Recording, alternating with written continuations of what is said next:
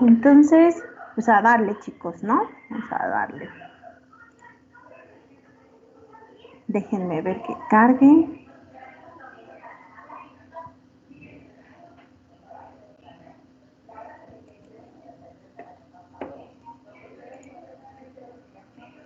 Ya les compartí un video, no sé si ya lo vieron en Netmodo.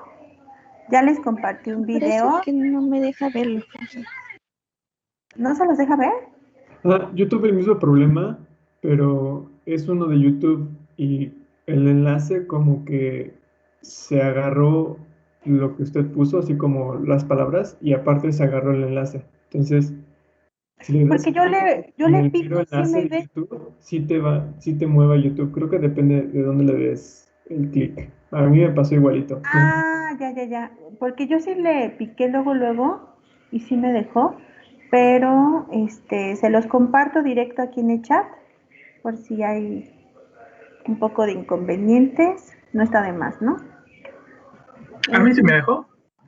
sí, a mí también, les digo, yo le piqué y sí, pero por si tuvieron problemas se los copio aquí de todas formas. Entonces, bueno, aquí está. Listo. Pues muy bien, chicos. Eh, pues en esta parte, en el tercer parcial, no sé si ustedes han revisado el libro de León Chargel que les compartí, porque precisamente en el capítulo 3 viene el modelo abierto de un compartimento, solo que viene específicamente administración intravenosa en bolo. Eh, como les comentaba, sí vamos a abarcar el Mauser, pero no solo con datos plasmáticos, también con una administración eh, oral, con una administración oral y con datos urinarios. Entonces, pero lo que sí quiero que sepan, pues es que no solamente existen esos modelos, ¿no? Entonces, ahorita les voy a dejar que revisen eh, cuáles son los otros modelos fisiológicos, estadísticos, aparte de los modelos compartimentales, eso se los voy a dejar en la tareita, pues para que ustedes vean que no son los únicos modelos que se pueden usar en farmacocinética. Entonces, pero sí es importante que nosotros tengamos las bases, ¿no? Si se dan cuenta con lo que hemos estado trabajando, ustedes pues ya tienen estas nociones, al menos básicas, ¿no?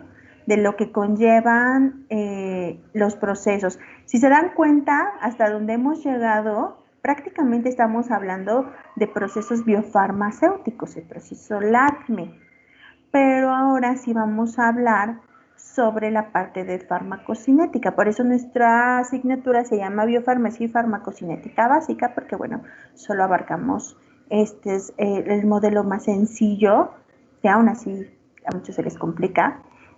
Y bueno, eso es importante que ustedes sepan que nosotros tenemos que hacer uso de estos modelos, pues porque los fármacos están en un estado dinámico, ¿no? Por eso hemos estado incluso determinando desde el inicio del curso cinéticas. Estamos hablando de que en el cuerpo estamos en un estado dinámico dentro del organismo. Hay movimiento de tejidos, de fluidos. Los fármacos pueden o no unirse a ciertos componentes plasmáticos, ¿no? Vimos las proteínas. Pueden unirse incluso a componentes celulares, ser metabolizados, ser eliminados. Y bueno, por supuesto, todo este conjunto de procesos son, pues, naturalmente, o sea, son lo que nosotros estamos viviendo de manera biológica, ¿no? Y por supuesto, nos hemos dado cuenta que tanto procesos como la distribución o qué tan disponible está el fármaco en ciertas zonas, pues son procesos complejos, ¿no? Y de cierta manera no podemos asumir, ¿no? Que todo el fármaco está absorbiéndose, todo el fármaco se está distribuyendo, o sea, porque puede estar pasando una fracción y otra fracción se quedó en otra parte y de manera dinámica o de manera simultánea se están llevando a cabo incluso los procesos, ¿no? O no solamente tenemos una monoterapia, a veces tenemos más fármacos involucrados e incluso los mismos xenobióticos a los cuales estamos expuestos también juegan un papel importante, así como nuestros alimentos, ¿no? Entonces, es importante que nosotros entendamos estos factores, ¿no? A la hora de diseñar un régimen terapéutico. Entonces, de eso depende, ¿no? Que nosotros estemos abordando estas situaciones. Aquí les pongo un esquema, ¿no? Que evidentemente también las vías de administración, como lo hablamos la clase anterior, juegan un papel muy importante, ¿no? Para poder hablar de diferencias en términos de biodisponibilidad, ¿no? De la cantidad de fármaco que encontremos en sangre, de que si se una o no, que si se está absorbiendo adecuadamente o tiene algunos problemas, y entonces hay que hacer uso de algunos mecanismos un poco más sofisticados para garantizar el proceso de absorción. Entonces es importante que nosotros consideremos todo esto y por supuesto necesitamos hacer uso de modelos matemáticos y estadísticos que nos ayuden a estimar la dosis del fármaco y de alguna manera se van a dar cuenta que vamos a poder predecir este curso temporal, ¿no? Que eso es parte de lo que la farmacocinética nos permite, además de garantizar, o bueno, de poder esperar cierta eficacia a ciertas dosis determinadas, que ustedes no me dejarán mentir, también tenemos factores farmacodinámicos, no solamente factores farmacocinéticos involucrados. Entonces, por eso les pongo esta transparencia, ¿no? Que evidentemente hemos estado viendo, pues que tenemos cierta dosis, ¿no? De la cual también va a depender la biodisponibilidad y con la biodisponibilidad tenemos todos estos factores que son poquitos, ¿no? Tenemos más factores involucrados, pero dentro de los más recalcables, ¿no?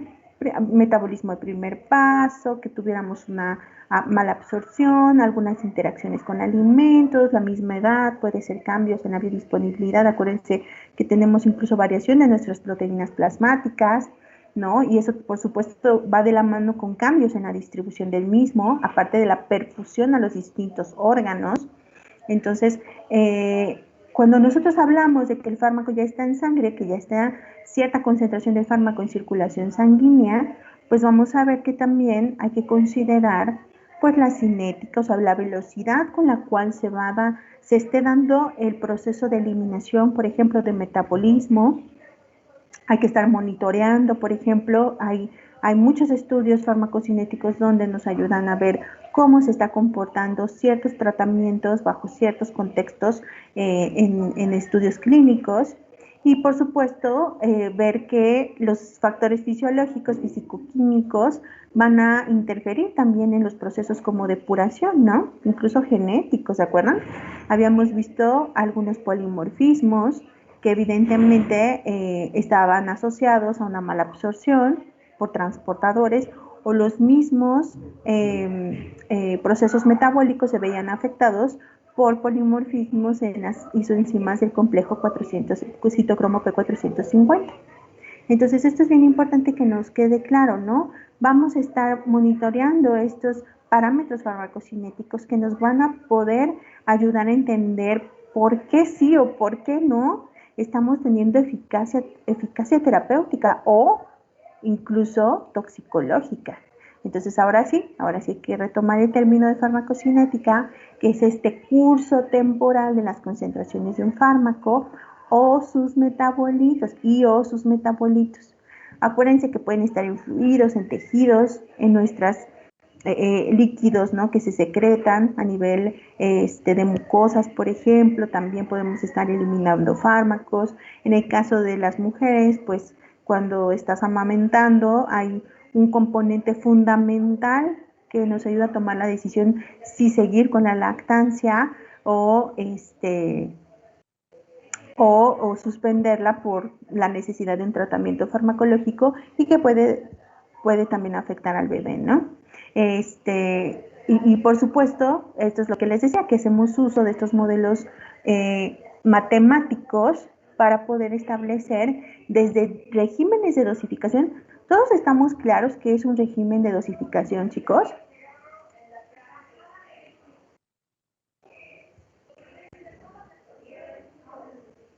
Pues yo lo entiendo como tal dosis a tal hora y ya, por tanto tiempo. ¿Y ¿O qué es? cómo crees, Gesem, que pudiéramos llegar a cómo pudiéramos llegar bueno, este se administra cada 6, este se administra cada 8, este se administra cada 24? Ah, pues como usted lo había dicho, podemos hacer un modelo que nos ayude a visualizar cómo es la distribución del fármaco en el cuerpo. Entonces, digamos, yo quiero o me gustaría predecir que mi fármaco estará a tal concentración en tal fluido por tanto tiempo y de ahí voy jugando con eso y establezco una cantidad eh, que se tiene que estar retomando de nuevo, o sea, tiene que volver a pasar el proceso varias veces para que se mantenga esta dosis terapéutica. Son varias cosas, pero así es como tengo entendido que se puede hacer. Pues hay que contemplar incluso, sobre todo, parámetros como la velocidad con la cual se está dando el proceso de absorción, el proceso de eliminación, la vida Como por media, ¿no? ejemplo, de esto del modelo de comportamiento, es por lo menos del mono, se toma lo de, por ejemplo, el volumen de distribución, las constantes de eliminación, entre otras cosas. Y vamos a asumir, ahorita se van a dar cuenta que hay supuestos básicos que nos van a ayudar a asumir ciertas consideraciones, ¿no? Que van a depender, por supuesto, del modelo. ¿Y por qué supuestos? Porque acuérdense que pues, son estas cuestiones teóricas, por supuesto hay que corroborarlo con estudios clínicos farmacocinéticos, pero podemos hacer estos modelos como para darnos una idea, ¿no? De predecir cómo es que se está dando este proceso. Sobre todo, acuérdense que los modelos son hipótesis, ¿no? Que por supuesto nos ayudan estos cálculos para poder establecer cómo se están dando estas relaciones cuantitativas, ¿no? Entonces, de ahí su capacidad de predicción, porque con cada modelo va a depender cómo lo selecciones, cómo lo desarrolles, por supuesto, en términos de los factores involucrados, ¿no? Que se rigen el proceso cinético y, por supuesto, parámetros clave que nos van a ayudar a estimarse a partir de datos experimentales, que van a ser como nuestras variables, ¿no? Entonces, eso es importante para que nosotros podamos entender, por ejemplo, si tenemos parámetros farmacocinéticos, ¿no? Como nuestro valor de la constante, ¿no? La K, se van a dar cuenta que puede depender mucho del método en el que estés muestreando en ciertos tejidos o en el tiempo del momento del muestreo. O sea, si se dan cuenta, por ejemplo, hasta para hacerse unos análisis de rutina, no todo es a cualquier hora, ¿no? Si se van a hacer análisis, por ejemplo, urinarios, pues les piden que sea la primera orina de la mañana, que no sea lo primerititi, o sea, sí la primera orina, pero que tienen que dejar, ahora sí que deben de dejar que salga la primera porción y se quedan como que con la porción del medio, que es como el puerco de la orina, por cualquier cosa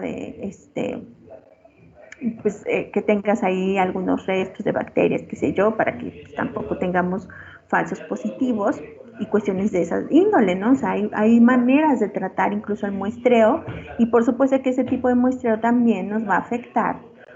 O sea, se tienen que hacer todas estas consideraciones porque eso nos puede mover nuestros parámetros farmacocinéticos. El mismo análisis del fármaco o tan sencillo como que elijamos un modelo predictivo u otro. Entonces eso es muy importante para poder establecer ciertas consideraciones en cada uno de estos experimentos, ¿no? Profe, Uh-huh. leyendo un poco sobre esto, me generaron como, bueno, dos pequeñas dudas. La primera es, ¿hay un modelo establecido general como, no sé, leí por ejemplo que la mayoría de los fármacos tienen un modelo bicompartimental y luego también estas predicciones para mí como que, no sé cómo decirlo. O sea, voy a hacer una pregunta sencilla.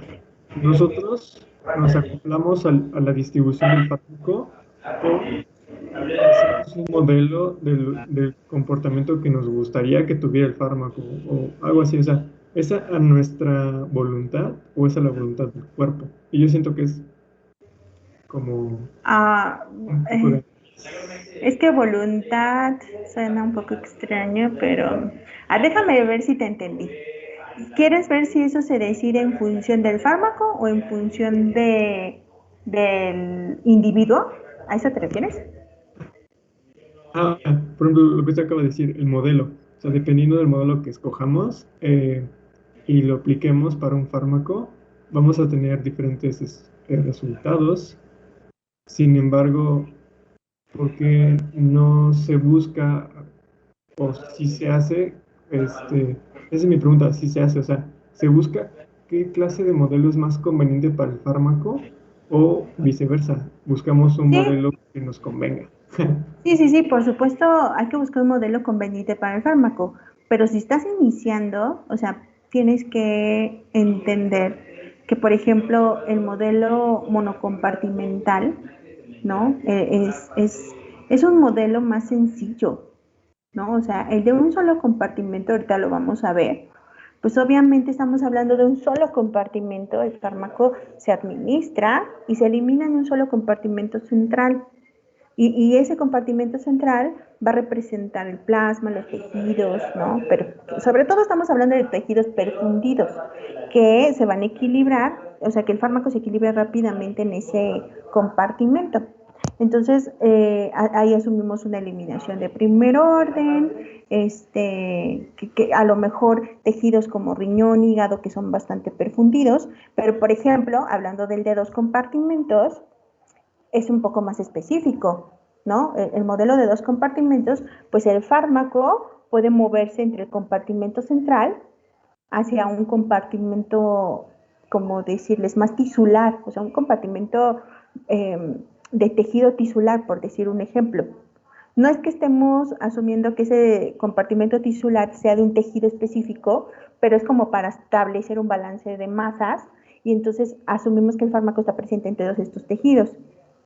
Y entonces la cantidad total del fármaco es simple y sencillamente como que se suma del que tenemos en el compartimento central con el que tenemos en el compartimento tisular. Entonces, ahí podemos estimar qué cantidad de fármaco queda en el cuerpo a partir de ciertas consideraciones, pero estos son más útiles, en especial cuando tenemos poca información sobre el tipo de tejido que estamos alcanzando con el tratamiento. ¿Sí me explico? O sea, sí hay diferencias, sí, por supuesto que hay diferencias y es importante, o sea, es buena pregunta porque nosotros tenemos que eh, establecer modelos, si se dan cuenta, como para poder predecir cómo está sucediendo a nivel fisiológico, pero incluso, ¿no? Cuando, por ejemplo, no tenemos muestras de tejido, ¿no? Esta sería una buena opción. Porque en los modelos fisiológicos tenemos como un conjunto promedio de flujo sanguíneo en ciertos individuos. Por eso quiero que me busquen cuáles son estos otros modelos que se pueden utilizar. Entonces, no es tan sencillo como lo hemos estado viendo. O sea, obviamente la cinética nos ayuda a simplificar cómo es que se está dando este camino, ¿no? Y los compartimentos nos ayudan a ver, ¿no? ¿Qué está sucediendo en función de los que están más perfundidos? Hablando de los bicompartimentales, por ejemplo, pero la verdad es que estos supuestos básicos, por ejemplo, en el MAUSE, asumimos que el fármaco está distribuido de manera uniforme, pero ciertamente en la vida real, pues eso no es así, ¿no? Simple y sencillamente es un modelo sencillo que nos ayuda a predecir pero hay que, y sucede también con los estudios in silico, ¿eh? En farmacología, acuérdense que se hacen estudios in silico, donde tú puedes ver cómo se puede dar la absorción en función de las características físico-químicas de tu fármaco, o cómo puede darse el metabolismo, o el mismo efecto terapéutico. Pero eso está basado en lo que se sabe de las moléculas que están en una biblioteca, ¿no? Eso es así. O sea, tú tienes una biblioteca y entonces ya tienes estudios de otras moléculas que ya se consolidaron, los estudios in vivo y clínicos ya se consolidaron, y con base a tu estructura, que es esta relación estructura-actividad, pues ya te das una idea de cómo pueden darse este efecto, pero ciertamente no es la ley. Muchas veces en estudios in silico no concuerda completamente con lo que se ve en los estudios in vivo. Y luego a eso, luego suelen haber cambios. ¿Se acuerdan cuando les enseñé el estudio del Probenecid? Que en ratas no se veían algunos fármacos, en estos fármacos como la simetirina, ¿se acuerdan que vimos un ejemplo? Y en ratas no había diferencias, ¿no? En términos de que aumentara su vida media, pero en humanos sí cambia muchísimo. Entonces, o sea, no significa que no tengamos que hacer todos los demás estudios que se tienen que hacer, pero te puede ayudar a darte una idea de qué está pasando, de qué pudiéramos estar, a qué nos podemos enfrentar, ¿no? O sea, esa es la mejor manera en que hay que verlo. Porque estos modelos compartimentales se basan en suposiciones lineales, por eso ocupan estas ecuaciones diferenciales, ¿no? Sí, creo que Entonces, uno de mis compañeros tenía una duda. sí, adelante, adelante. Eric. ¿Qué pasó, Eric? ¿Qué hago después de la figura?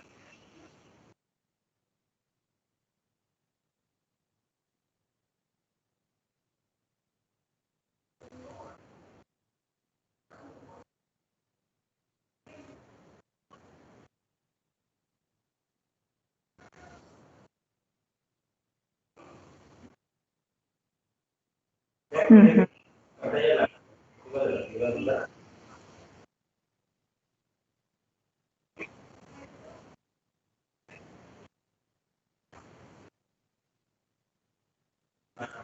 La 1, la 2, la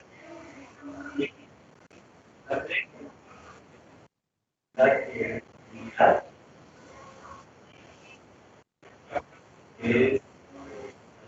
de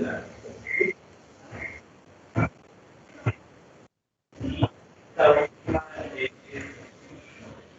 calidad.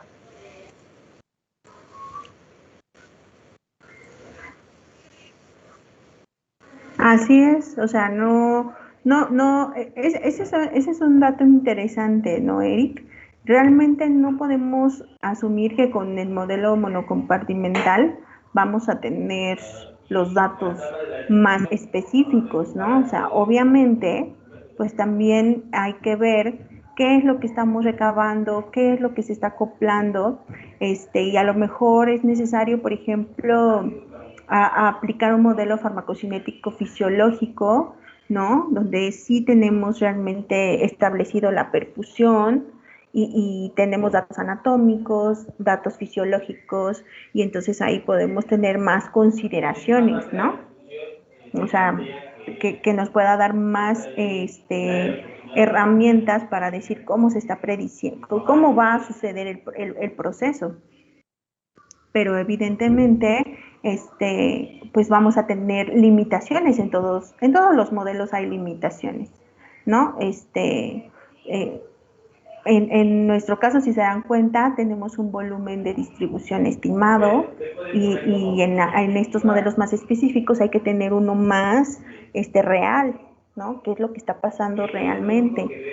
O sea, para poder tener datos más verídicos de las concentraciones tisulares del fármaco en ciertos tejidos, ¿no? Que a veces ni siquiera el modelo bicomportamental nos va a permitir entender. Entonces necesitamos, o sea, entre más complejo el modelo, más información nos va a dar, pero también requerimos más parámetros, o sea, necesitamos conocer más a fondo el entorno.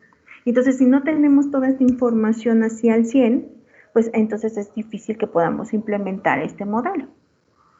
Porque realmente los fisiológicos, el modelo farmacocinético fisiológico nos da una mejor visión, ¿no? De cómo, obviamente, los factores fisiológicos nos van a cambiar, tanto procesos como de distribución de fármaco, de eliminación, ¿no? Entonces, eso es importante que nosotros estemos conscientes, ¿no?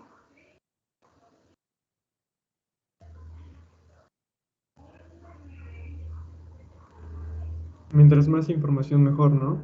Claro, pero pues también no es tan fácil tener toda la información. Esa es la otra, ¿no? Entonces, fíjense, la farmacocinética realmente nos está permitiendo todo esto, ¿no? Establecer los regímenes de dosificación basados en la determinación previa de estos parámetros, en tener, por ejemplo, una anticipación en términos de predecir si se puede modificar el régimen con base a lo que nosotros sabemos. Aquí les pongo, por ejemplo, a grosso modo, cuál es el papel de la farmacocinética clínica. Si se dan cuenta, ¿no? Aquí estamos hablando de características cinéticas del fármaco, que ya hemos visto varios ejemplos, características clínicas del paciente, fisiopatológicas, la misma indicación terapéutica, ¿no? Y esto, ¿hacia dónde vamos? Pues lo óptimo es individualizar lo más que se pueda a cada paciente, porque aunque sea un paciente de la misma familia, no me dejarán mentir, a lo mejor ustedes toman paracetamol, 500 miligramos, y les quitan dolor de cabeza, y su hermano les dice, no, pues es que a mí no me funciona. O sea, por más que sean hermanos, hasta gemelos, pues a lo mejor ni siquiera tienen el mismo tipo de migraña, ¿no? A lo mejor tú te desvelaste, no sé, tienes una vasodilatación y requieres un paracetamol con cafeína, y el paracetamol, aparte de actuar en los receptores vainilloides y cannabinoides y ligeramente en COX, porque no es realmente antiinflamatorio, aparte le estás agregando cafeína, que la cafeína es un vasoconstrictor, es una ciantina vasoconstrictora, que cuando tienes migrañas porque hay vasodilatación en los vasitos sanguíneos, evidentemente te ayuda. Pero si tienes un dolor de cabeza porque tienes la presión alta, pues un vasoconstrictor, pues hasta te aumenta la presión. O sea, no es tan sencillo hasta quitarte un dolor de cabeza, que a veces es el que más, ustedes no me dejarán mentir, es como de las dolencias más comunes y que más nos automedicamos. ¿Sí o no? Y a veces hasta es otra cosa, ¿no? En el peor de los casos a veces esconden hasta tumores, o esconden, no sé, al rompimiento de algún vasito, alguna embolia, qué sé yo, ¿no? O sea, es una infinidad de cosas pueden causar un dolor de cabeza.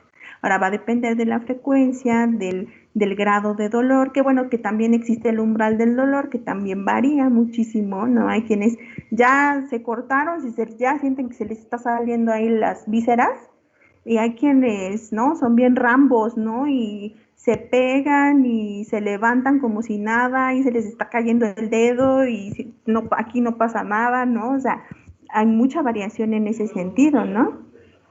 Entonces, la idea, lo que nosotros buscamos con la farmacocinética clínica es individualizar lo más que se pueda nuestro régimen terapéutico. Y no solo lo vas a individualizar, pues es que mi paciente pesa tanto y le voy a dar esto, ¿no? No, tu paciente, ¿qué tiene? ¿Qué enfermedades trae? ¿Qué hay en su familia? ¿Cuál es su entorno? ¿No? Pues es un campesino, trabaja con organofosforados, o es una ama de casa, está expuesta a, en una cocina, o trabaja en una cocina económica y todo el tiempo está cocinando leguminosas, ¿no? Y muchas veces tienen glucósidos cianogénicos, y bueno, no he sabido de nadie que se muera por eso, ¿verdad? No es la gran cantidad de cianuro, a menos de que te comas ahí los frijoles crudos o las semillas de 20, 30 manzanas, ¿verdad? Para que te tengas un efecto toxicológico con los glucósidos cianogénicos que liberan cianuro.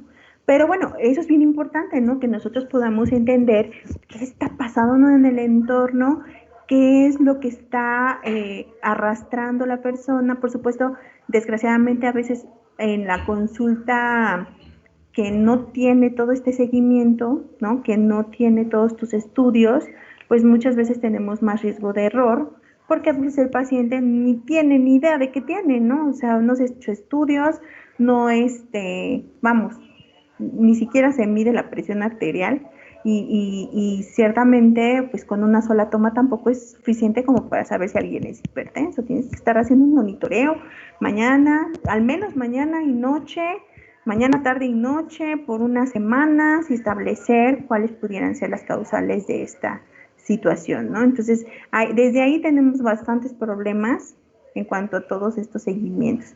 Y bueno, obviamente, pues también tenemos que garantizar que nuestro tratamiento en esta balanza de toda la vida de riesgo-beneficio sea más benéfico que lo que le pueda causar de riesgos y que sea seguro. Y eso también nos lo van a decir las concentraciones que alcancemos, ¿no? Y por eso es importante que se establezca un régimen de dosificación, también considerando las características genéticas o las características mínimo, las características de edad, de estado fisiopatológico, pues para que tú digas, bueno, a lo mejor este tratamiento, ¿no? de ansiolíticos está generándole más problemas a mi paciente y tiene más riesgo de sufrir fracturas porque está todo aletargado, porque estás administrando benzodiazepinas de larga duración cuando hay otras de más corta duración y qué sé yo, hay una infinidad de casos. Pero por ello, pues nosotros tenemos que darle esta importancia, ¿no? A la farmacocinética clínica, y aquí nada más es para que se acuerden de esta cuestión del margen terapéutico, que ustedes recordarán, que seguro lo vieron en farmacología, ¿no? Aquí, ¿cómo determinaban este margen terapéutico, chicos? ¿Se acuerdan?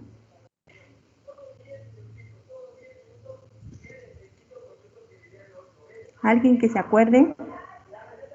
Con toxicometría.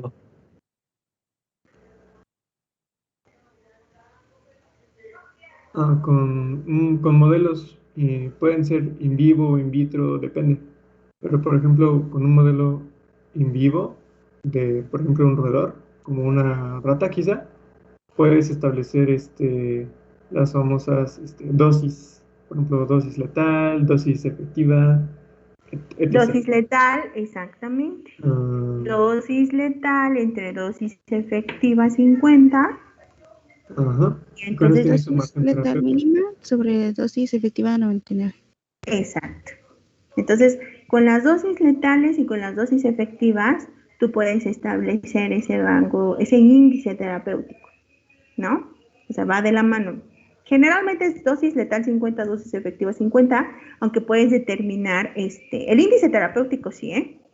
Para, ahora sí que para fines prácticos así quédense, o sea, es con el 50, pero se pueden determinar, por supuesto, la dosis efectiva al 99, la dosis letal al 99, o sea, se pueden determinar algunos intermedios, pero lo importante de esta, pues es que ustedes puedan identificar, ¿no?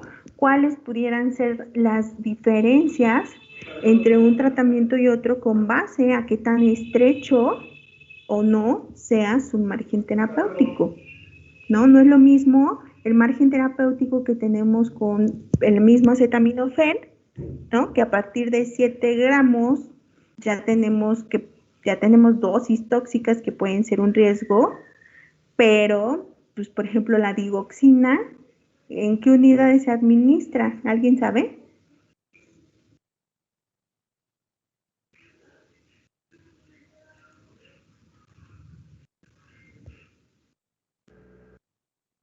Yo no.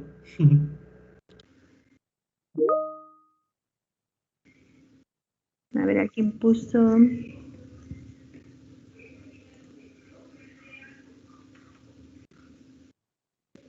Dice Esteban que punto 125, pues prácticamente estamos hablando en el orden de los microgramos, ¿no? Entonces, sí, ahí sí, si te equivocas, bye. Y me acuerdo que me contó, una alumna que era enfermera, y déjenme ver qué fármaco era, que me acuerdo, bueno, creo que sí les comenté, ¿no? Que le administraron, en lugar de alopurinol, que creo que también el alopurinol no crean que es tan, ¿cómo se dice? Tan inocuo, pero se utiliza para disminuir las concentraciones de ácido úrico, pero se equivocaron y le administraron aloperidol. Entonces, le dieron una dosis tóxica al paciente y bye, ¿no? Ese es un antipsicótico, el aloperidol. Y por supuesto no va a tener la mismo rango de dosis. O los chicos, no sé si supieron de estos, hubo unos niños, fue en Latinoamérica, déjenme me acuerdo si fue en Argentina, pero fue un país de estos, que el farmacéutico se equivocó y en lugar de darles Ambroxol, porque el tratamiento era para desparasitarlos, les dieron, ahí sí yo dije, pues nada que ver, ¿no? Tramadol. Y con todo que el tramadol es un opioide débil, que incluso se vende sin receta, porque sí he visto que lo venden con paracetamol, y para ese no, en algunos lados no les exigen la receta, con todo que es un opioide, pues es un opioide débil. No es lo mismo que morfina, ¿verdad? Y mucho menos que fentanilo. Pero, Comúnmente es para los vómitos, ¿no? Bueno, los mareos, ¿no? ¿cuál? Era para los mareos, ¿no? El tramadol es para el dolor. El tramadol es para el dolor. Es un opioide débil que se puede utilizar para el dolor. Y lo combinan, o sea, hay presentación con paracetamol. Bueno, no sé qué pasó ahí, porque se me hizo así increíble, la verdad.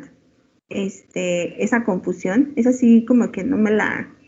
O sea, se me hace muy raro, porque si se dan cuenta de Ambroxol, la dosis generalmente es de 500 miligramos, depende si hay neurocisticercosis, pues sí se tienen que aumentar las dosis, pero les dieron, o sea, yo leí la noticia, tiene como 2 años que la leí, les dieron en la farmacia, fue en Bogotá, miren, Vane ya, o sea, ya la vio también, o ya la encontraron, pero tampoco la mamá se percató, o sea, no leyó, y se murieron los niños, ¿no? Les dio su tramadol, o sea, porque fue en dosis de adulto, y se murieron los niños, pues porque hay depresión respiratoria con los opioides, es el gran riesgo.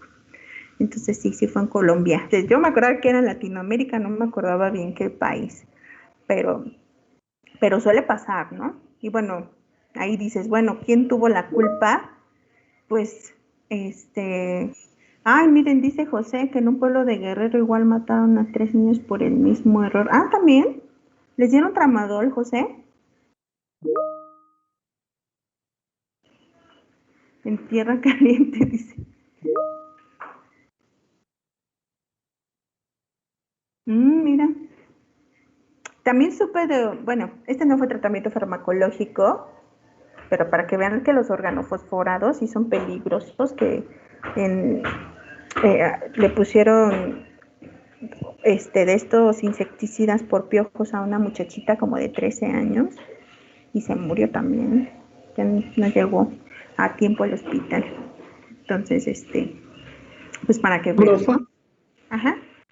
de hecho, ahorita que está diciendo eso de los piojos, hay pueblitos que les ponen el polvo para las hormigas, no me acuerdo cómo se llama, y se los ponen en la cabeza y les ponen como una bolsa y los ponen al sol, así, a los niños.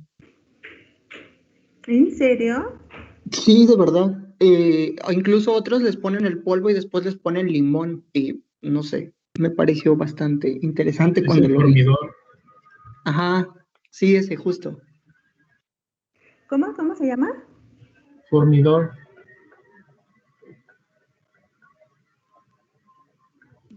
Yo, de lo que he sabido es que les ponen organofosforados, o sea, como el loco, en algunos pueblillos. Ay, pero, el formidol, no sé qué tiene. ¿Tiene algún organofosforado? ¿No saben qué tipo de insecticida es?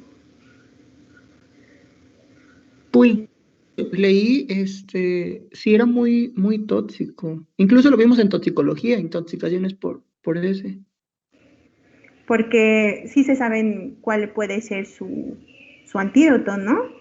O sea, con los organofosforados, como tienen un efecto colinérgico, hay que pensar en anticolinérgicos, como la atropina, que se obtuvo de manera originalmente de la tropa belladona, pero pues ya se vende como fármaco, porque tiene un efecto anticolinérgico.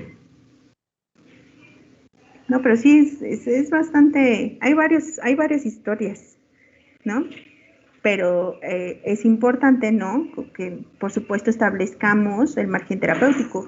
Incluso el AZT en sus inicios, cuando ven que surgió esta locura del VIH en los 80s, de hecho hay una película que le representa bien esa historia, se llama El Club de los Desahuciados, donde están estableciendo los estudios clínicos para acelerar el registro del AZT, dado que era la locura, ¿no? De todos los pacientes que tenían este diagnóstico de ser seropositivos, y los empezaron incluso a varios a incluir en estudios clínicos, o sea, hasta les tomaban muestras, o sea, si vean que eran homosexuales, les tomaban muestras y sin su autorización, ¿eh? Y, no, pues eres positivo, entra a este estudio clínico. Ahí al menos aparentemente algunos estudios estuvieron bastante mal hechos, y los pacientes, muchos de ellos morían por las concentraciones tan altas del AZT que se estaban aplicando, porque obviamente pues todavía no se conocía bien la enfermedad, mucho de lo que ahorita estamos viviendo, ¿no? No conoces la enfermedad, a todo le tienes fe, pero en este caso, pues el mismo tratamiento pues, era bastante tóxico. Ahorita ya los tratamientos para VIH ya están mejor consolidados, hacen combinaciones de estos fármacos retrovirales, pero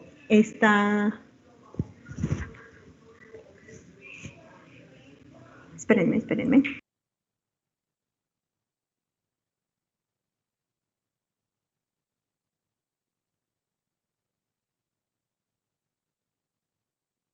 Y, perdón chicos, ¿y qué les decía? Sí, entonces ahí pues el mismo tratamiento les causó la muerte a muchos pacientes, y era porque estaban estableciendo las dosis, y con base a las dosis tóxicas, ¿no? Que tuvieron, y por eso esta persona que traficaba con ciertos péptidos y vitaminas que compraba de este lado de México, que no estaban aprobadas en Estados Unidos, pues hizo su club, así hagan de cuenta que hizo como su Herbalife, y le llamaron el Club de los Desahuciados, pues porque, pues dada la situación, ¿no? De que todavía no se sabía bien la información con respecto a los tratamientos que querían implementar, pues muchos podían lograr tener un mejor pronóstico, pues al tener una vida saludable, que eso ya se sabe, ¿no?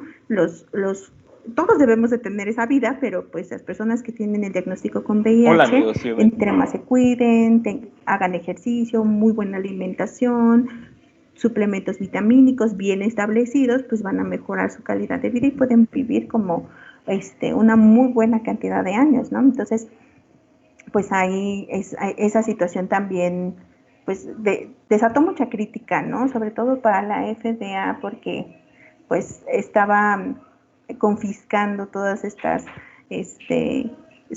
como le dicen, medicina alternativa, que a muchos pacientes sí les funcionaba, pues porque evidentemente pues eran complejos vitamínicos en su mayoría. Tengo un artículo, si a alguien le interesa, hay un artículo incluso de la película y está bastante interesante. Y hasta les dice en qué quedó todo el asunto. Pero bueno, ya regresando a nuestro tema, aquí lo que nosotros estamos viendo, pues que tenemos ciertas causas que puedan generarnos variación en la respuesta a medicamentos, ¿no? ¿Cuáles pueden ser las que dependan del paciente? Y hemos hablado pues de la gran mayoría, ¿no, muchachos? Si se dan cuenta, hemos hablado de la adherencia al tratamiento, la edad, la herencia genética, fisiopatologías, estado nutricional, la misma alimentación. Nos puede variar cómo respondemos a un tratamiento farmacológico, ¿no? Los mismos hábitos de vida, si estamos consumiendo alcohol muchísimo. ¿Se acuerdan que yo les decía? En el menor de los casos, un paciente alcohólico, aparte de la cirrosis y todo este show, en el menor de los casos, disminuye la disponibilidad de las vitaminas que pueda adquirir con los alimentos, ¿no? O sea, casi siempre hay disminución de complejo B, de vitamina C, de muchas vitaminas se ven disminuidas con alcoholismo, por ejemplo, ¿no? La adherencia al tratamiento, pues no es una cuestión, parece sencillo, pero no es sencilla. La adherencia al tratamiento es crucial. Y no me dejarán ustedes mentir, seguro les ha tocado, por ejemplo, tomarse un tratamiento con antibióticos y a veces los tratamientos tienen que ser, a veces hasta cada 6 horas, ¿no? Otros son cada 8 horas. ¿Y cómo ustedes establecen un horario que les convenga o que les ayude a adherirse a su tratamiento? ¿Cómo lo establecen?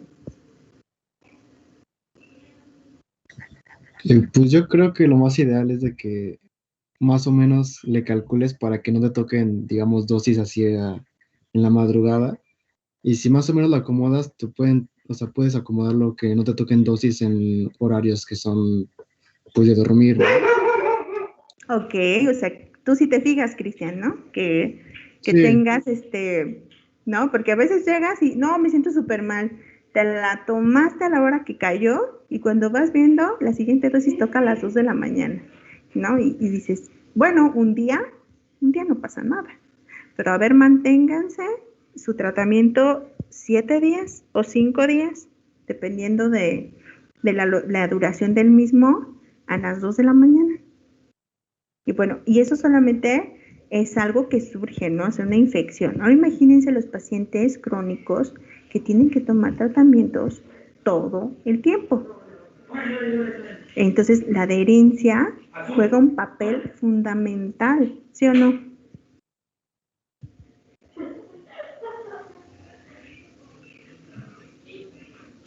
En los pacientes pediátricos, muchachos, ¿alguien tiene abuelitos en casa? No, o sea, bueno, si los tienen en casa, seguro ustedes los deben de ayudar. Pero es si viven... imposible que se tome esos medicamentos ahora. Exactamente, Daniel, exactamente. Es una situación sumamente delicada y muchos toman ansiolíticos, o sea, tratamientos para el corazón, tratamientos, o sea, no es una aspirina, y bueno, que la aspirina puede generar sangrado gástrico, ¿no? Si se te olvidó y ya te la habías tomado y te tomaste el doble, pues puedes tener esos efectos. Pero es una cuestión bien delicada. Luego algunos tratamientos, ¿se acuerdan que lo habíamos platicado? No lo venden en la dosis prescrita, ¿no? No tenemos esa dosis y hay que cortar tabletas cuando pues tampoco es lo mejor porque salen disparados. Luego las pierden. Exactamente, y hasta a uno le pasa, ¿eh? ¿Ya me la tomé o no me la tomé?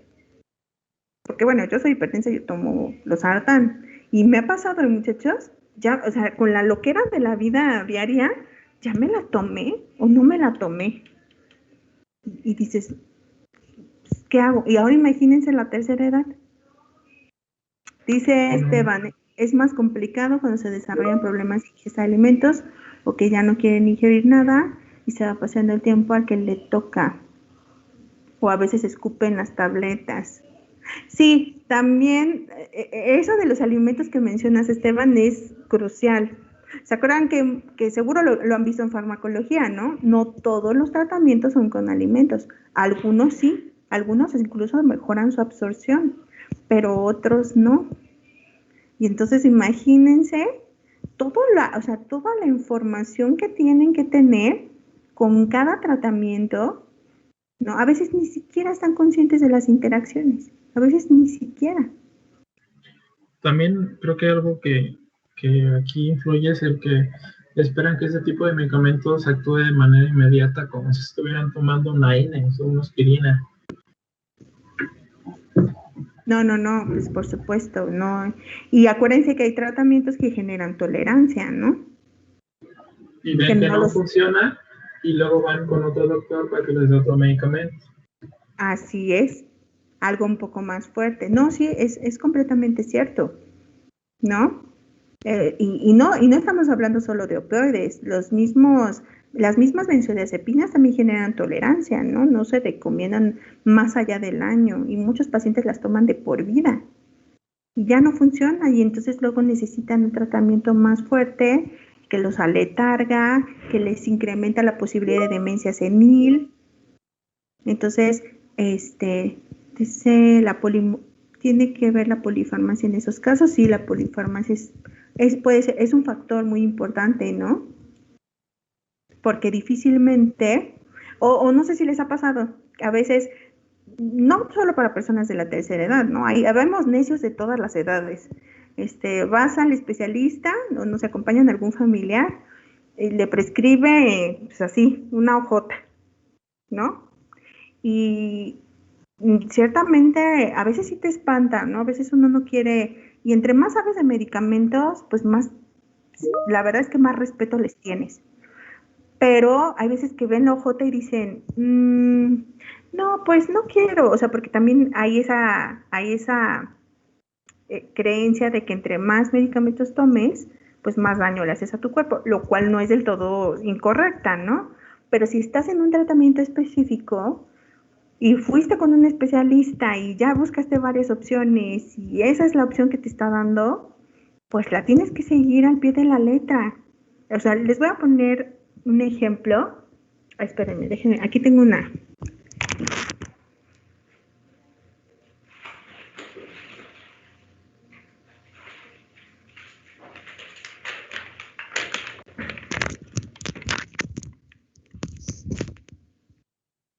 Les voy a, nada más para que se den una idea, les voy a dar como ejemplo un tratamiento que le prescribieron el año pasado a mi hijo.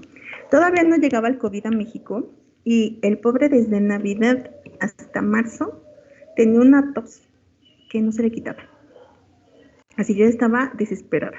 Bueno, lo veían y me decían COVID, y yo, ay, ridículos, eso todavía ni llega aquí. Y busqué muchos médicos, o sea, me cansé de buscar opciones hasta que llegué con una que me recomendó un pediatra amigo de una amiga. Me dijo, no, mira, es alergóloga pediatra, no sé qué, o sea, te lo súper recomiendo. Y fui, y la verdad es que, o sea, fue hacer una lista, no sé si la alcancen a ver, es una lista interminable, así, se los digo.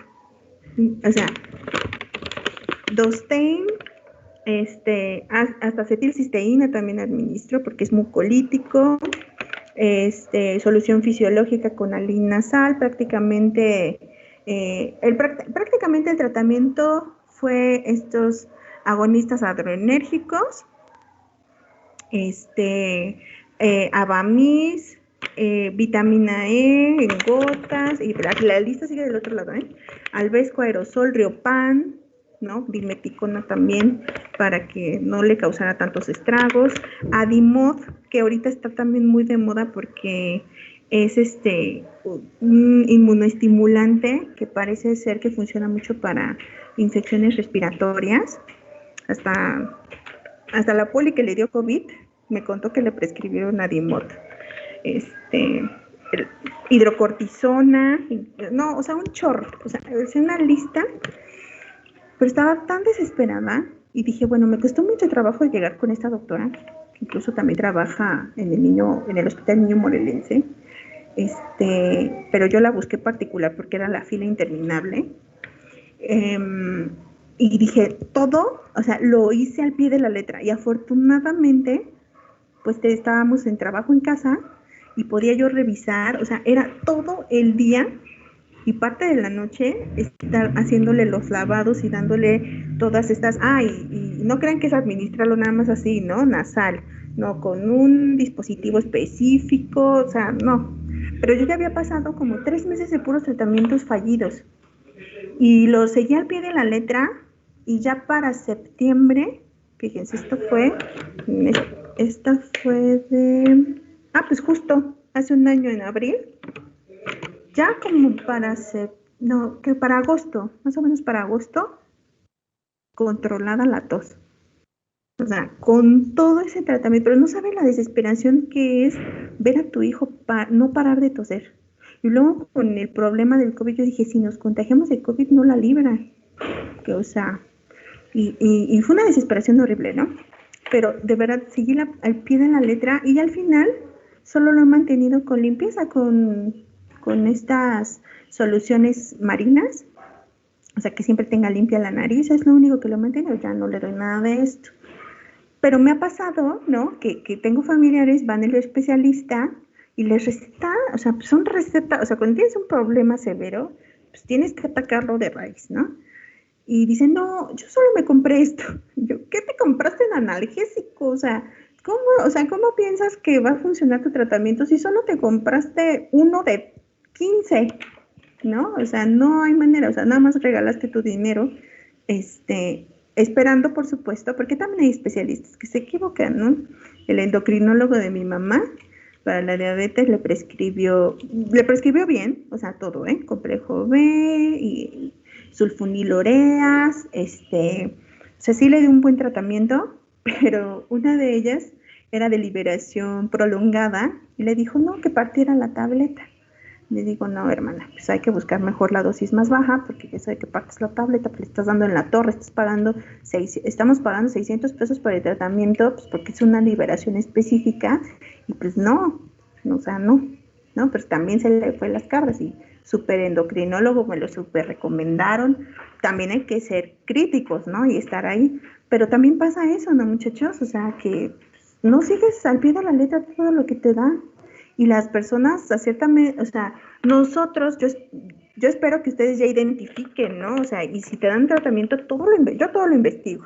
Si es que no me lo sé, hay unos que ciertamente puede ser que no conozcas, pero es importante esta adherencia, ¿no? El que tú te comprometas a tu tratamiento, pues porque, vamos, parte de la eficacia terapéutica, y pareciera algo tan sencillo, muchachos, yo les pongo este ejemplo de la tos, parece algo tan simple de controlar, pero no se imaginan, o sea, la desesperación es que esté ahí tosiendo, que no pare de toser, y no era COVID afortunadamente, ¿no? O sea, era otra situación, a veces hasta el mismo reflujo, hasta la misma posición en la que duermes, por supuesto, te puede generar que tengas mucosa de más y entonces te estés causando un cuadro de tos, ¿no? O en mi caso, ¿no? Cuando tomaba IECAS en Alapril, empezaba yo, no podía ni dar mi clase de la tos que tenía, afortunadamente todavía no teníamos esto del COVID, si no ya me hubieran sacado, pero era el mismo en Alapril y pues, los IECAS tienen mayor probabilidad de causar tos en muchos pacientes, y entonces por eso, pues una opción son los sartanes, ¿no? Que tienen menos probabilidad. Pero pues hay que estar conscientes de todas estas situaciones y por eso es tan importante el programar un régimen posológico exitoso con base a todas estas variables que tenemos, muchachos. Porque ahorita acabamos de hablar nada más de las que dependen del paciente, ahora del medicamento. ¿Qué formulación? ¿Qué vía de administración? ¿Qué interacciones? Variaciones genéticas, variaciones farmacodinámicas, variaciones farmacocinéticas, ¿no? O sea, es un mundo de cosas. Porque acuérdense que también, como hablamos de la tolerancia a ceratito, ¿no?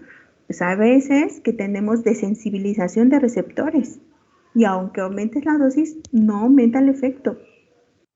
Ya se empezó a generar tolerancia. Entonces, es importante conocer todo este panorama pues para poder saber qué está pasando con el tratamiento.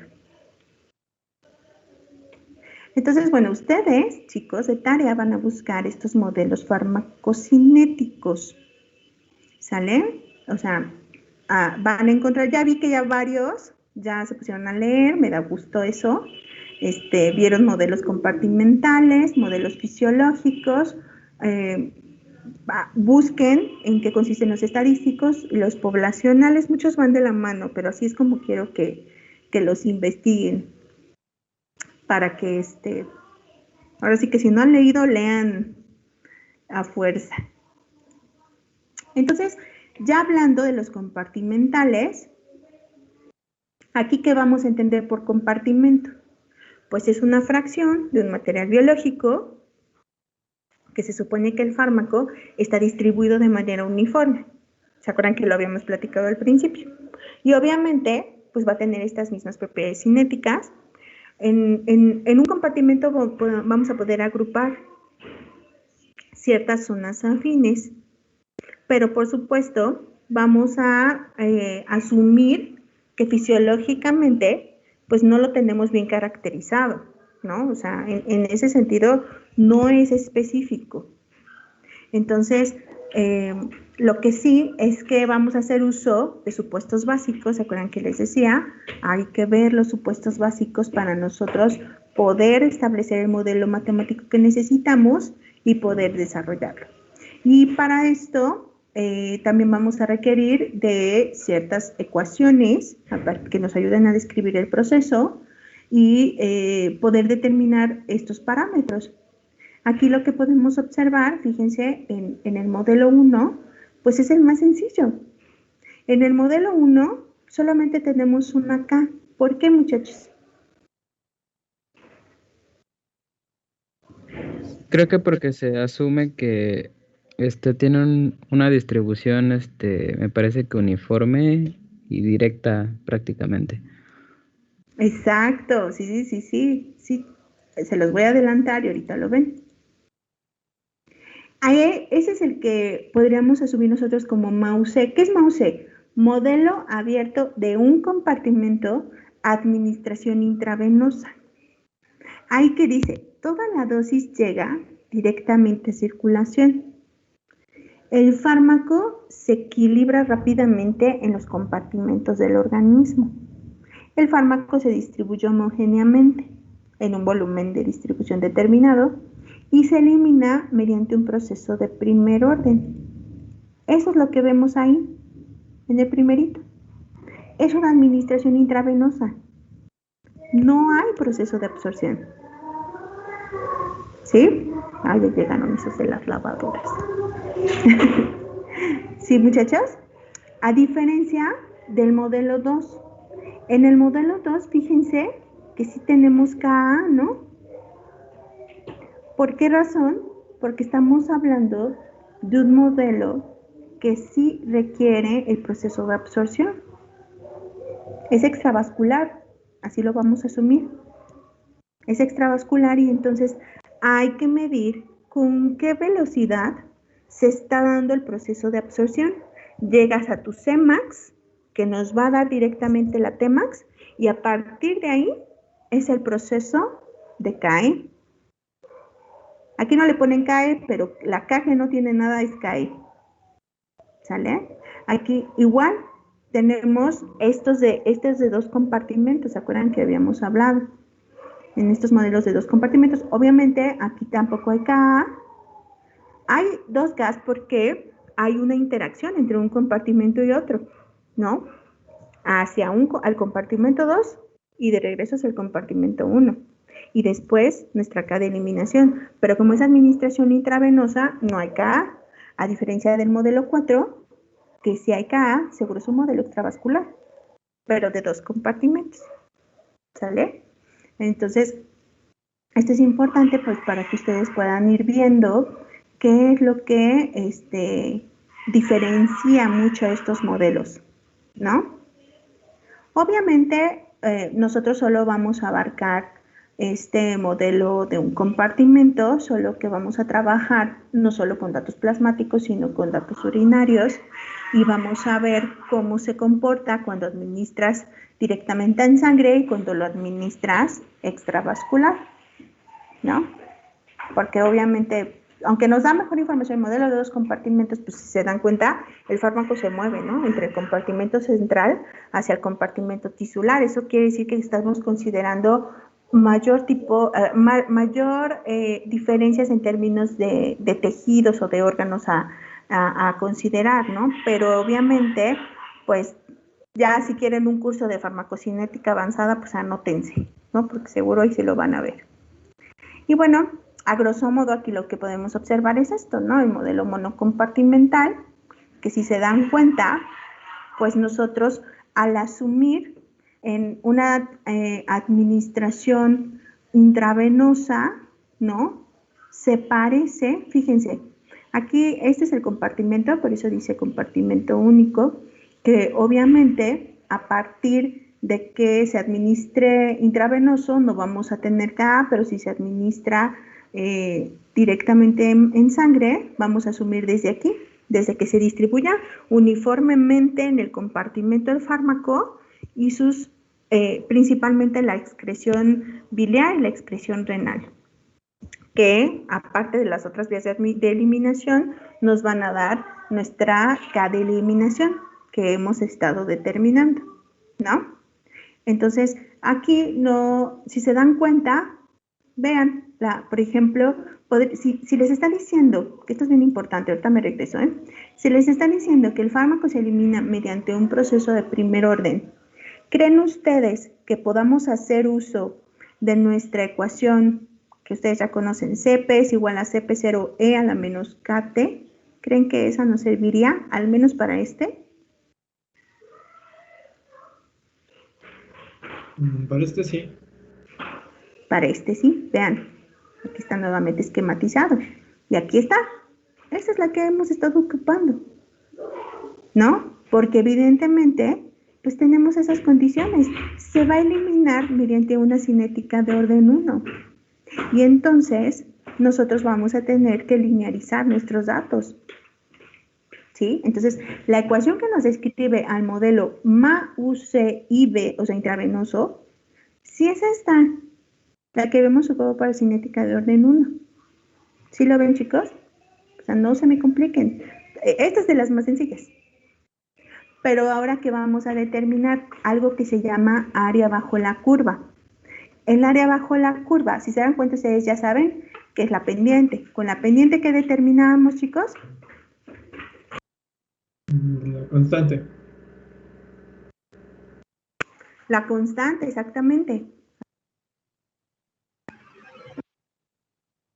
Y aquí, con el intercepto, ¿qué podíamos determinar? Dosis inicial. La concentración inicial, ojo. La concentración inicial, porque es donde corta, ¿no? Si es que no nos la dieron, aquí podemos nosotros determinar con el intercepto. Entonces, con la ecuación de la recta la vamos a seguir ocupando.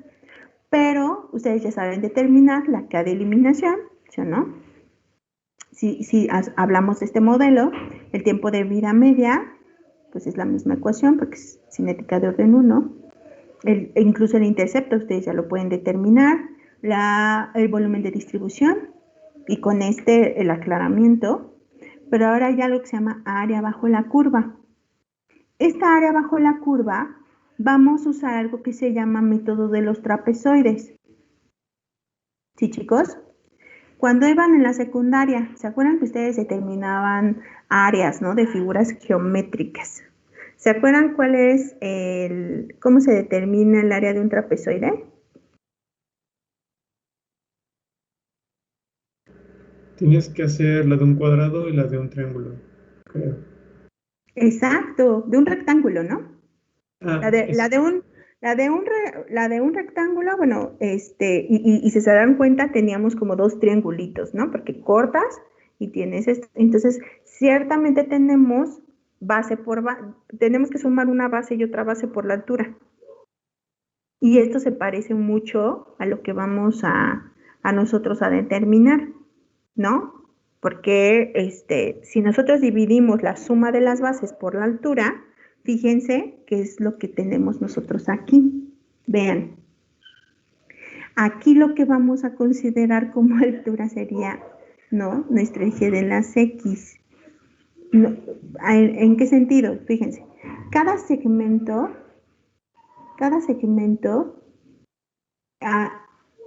lo vamos a ir sumando. O sea, el segmento de 0 a 1, el segmento de 1 a 2, el segmento de 2 a 3, el segmento de 3 a 4, y así consecutivamente. Fíjense, el último tiempo determinado, ¿cuál es? Pues 10 horas, ¿no? Sí. 10 horas. De estas 10 horas, nosotros vamos a asumir que todo esto va a ser ABC o AUC, lo pueden encontrar de las dos formas, ABC o AUC, de 0 a T. A lo mejor se ve chiquito, pero agrándenlo. Es que se está viendo que dice la sumatoria. ¿Sí lo ven?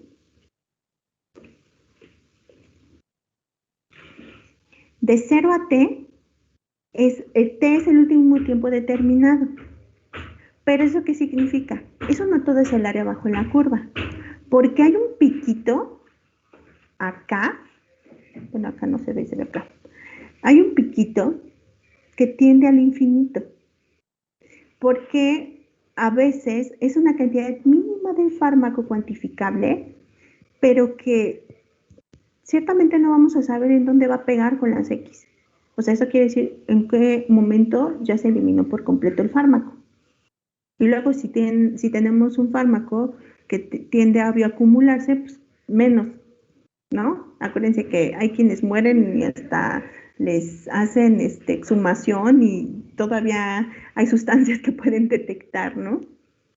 Entonces, esto se llama ABC de T a infinito, porque es que no puede, o sea, hasta dónde se extendió esta línea punteada roja, que no toque el eje de las X.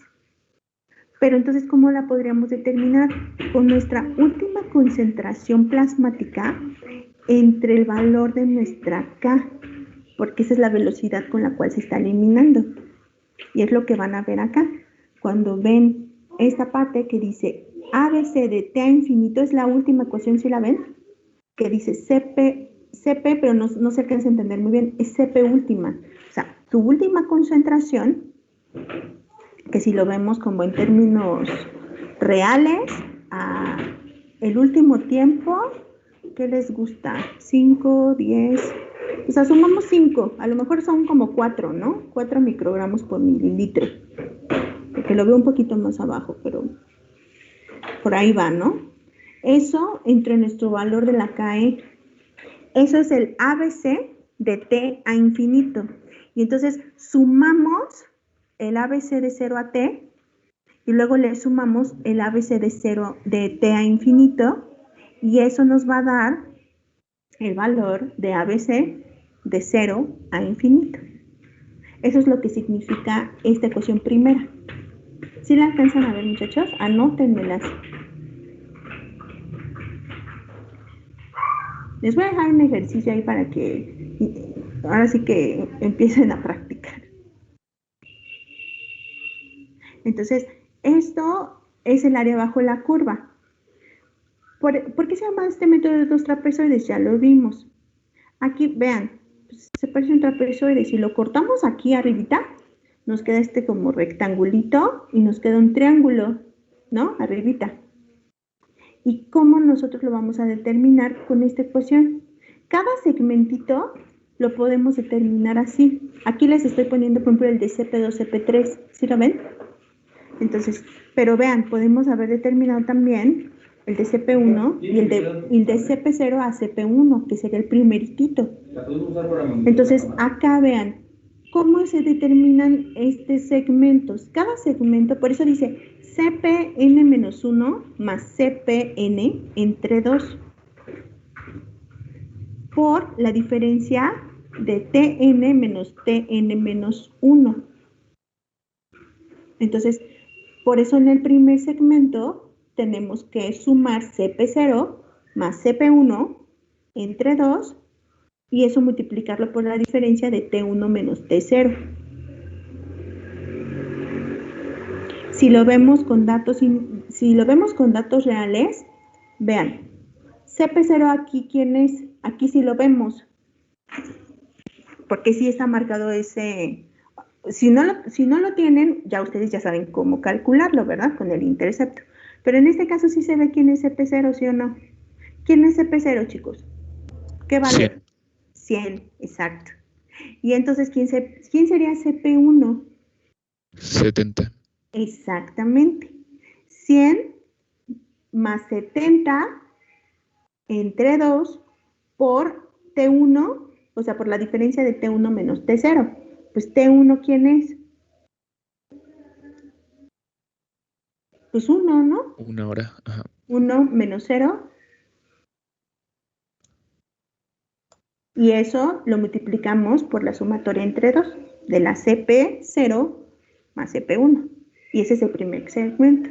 Luego hay que sacar el siguiente, el de Cp1 con Cp2, con la misma tendencia. Acá está Cp1 más Cp2 entre 2 por T1 menos, por la diferencia de T2 menos T1. ¿Sí, chicos? Sí, profe. Ya que sacas cada segmentito, lo sumas, obvio, dense cuenta que como el área bajo la curva no es con los datos linearizados, vamos a conservar nuestras unidades originales, que son estas, microgramos por mililitro, pues solo que por horas, ¿no? Esas serían nuestras unidades. En una de las presentaciones anteriores, creo que, y si no se las vuelvo a compartir, les voy a pasar una tablita para que ya no anden sufriendo de las unidades que hay que usar siempre. O sea, ahí tengo una tablita, déjenme la busco. Venían en las presentaciones, pero se las comparto para que las tengan. De todo lo que hemos visto incluso. Pero sí, nada más acuérdense de esto. El área bajo la curva sí conserva sus unidades de concentración y de tiempo. ¿Sale, chicos? Para que no se me hagan bolas, les voy a mandar para que intenten ya el primer ejercicio. Está muy sencillo. Se lo subo en modo, pero yo creo que hasta aquí lo vamos a dejar porque tengo que ir a leer lo que puse ayer en Cuba. Entonces, hasta aquí le vamos a dejar. ¿Dudas? ¿Cómo vamos? Creo que bien, profe. Profe, yo le quería Si preguntar no, si por suerte podemos, la clase está grabada. ¿Qué me querían preguntar? si podemos hacer un ejercicio después de un ejemplo, pues, de estos. Sí. O sea, les voy a dejar uno. No es tarea. O sea, se los voy a dejar para que lo intenten, Cristian.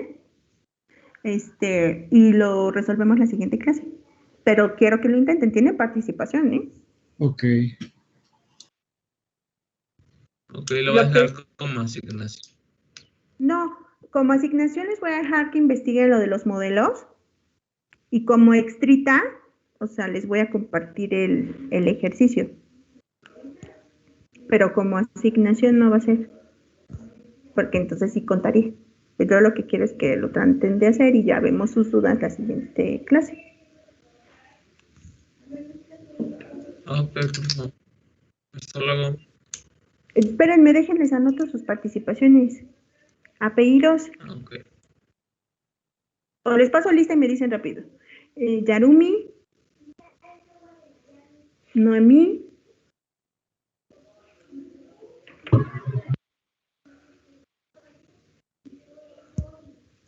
Pablo, Gesem. Pablo sí participa. Presente. Creo que sí participé. Sí participaste. Liz. Hugo. Presente, no participé. Ok. Daniel. Daniel, sí, ¿no? Presente, sí, participé. José, también. Vi que escribió en el Presente, chat. profe, sí participé. Pablo, sí, ya te anoté, José. Pablo, Presente. Presente. David, Presente, sí participé un poquito. ándale, David, ya te estás poniendo las pilas. Melissa, Presente, no participé. ok. Alexis,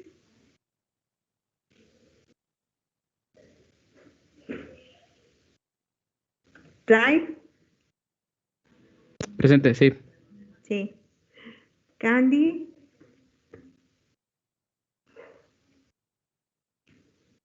y Esteban, también, ¿no? Esteban. Vane Pineda, Diego, Presente. José, ¿quién me escribió? Esteban. Esteban, sí participaste. Vane Pineda, no la veo. Diego, tampoco, ¿verdad? César, Presente, profe, no participé. ¿cómo? Ale. Gaby, Presente, no participé. Eric sí participó. Adriana, ya te anoté, Eric, ¿eh? Adriana, Presente, no participé. Luz,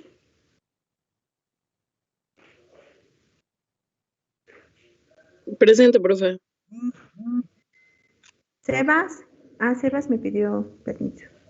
Cristian, Presente, sí participé. Yadira también me escribió algo. Vane Vidales, sí participaste, ¿verdad, Vane? Sí, profe, presente. Muy bien. Pues bueno, a los que casi no tienen participaciones, es muy probable que les pregunte en la siguiente clase, así que pónganse listillos. Es para ayudarlos, es en buena onda. Los voy a hacer participar voluntariamente a fuerzas. ¿Sale, chicos? Pues pasen muy buen fin de semana. Cuídense mucho, que estén muy bien, tanto ustedes como sus familias. Y pues ahora sí que si todo sale bien, nos vemos la siguiente semana. Acuérdense que seguro tenemos plática, hasta el momento no me han cancelado, entonces seguro tenemos plática, ¿sale? Ok. Ok. Hasta luego. Nos vemos, muchachos. Gracias, hasta luego. Gracias a Dios.